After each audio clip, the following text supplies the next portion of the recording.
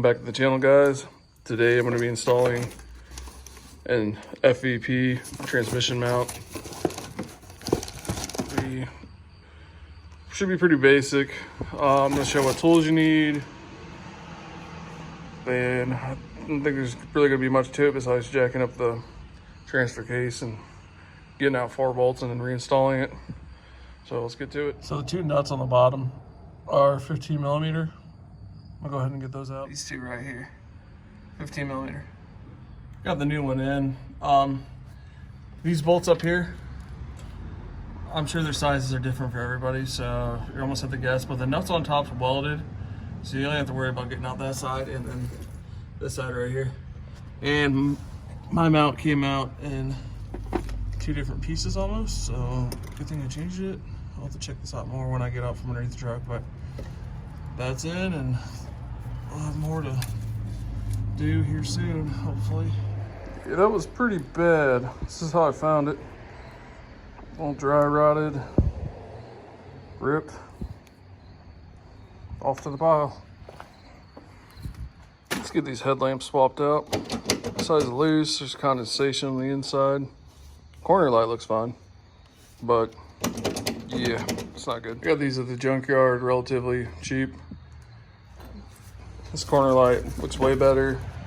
See, obviously, you can see right through them. They're aftermarket, they're nothing special. I don't even know what the brand is. I'll have to find it, but they're aftermarket, so it's whatever. They're not black or anything cool, just normal headlights that are better than what I got. So I'm gonna go ahead and get started and tear out this one. This side is I got assembled myself.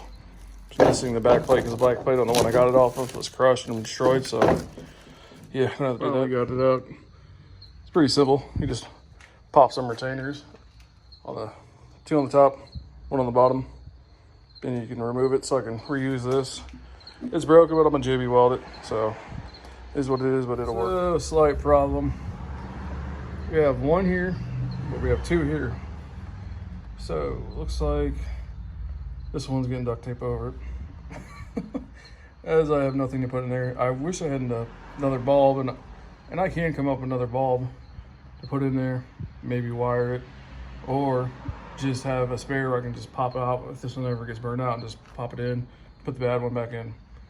So that's actually the plan, but for now, just gonna throw some black duct tape over it because don't really have any time to go to the yard tonight. They're closed, so do that, get it shoved into there. This whole situation got ugly fast, so that light bulb, it only fits on this slot right in front of the camera. And that black ball right there is a glove with tape around it because I have nothing to put in there.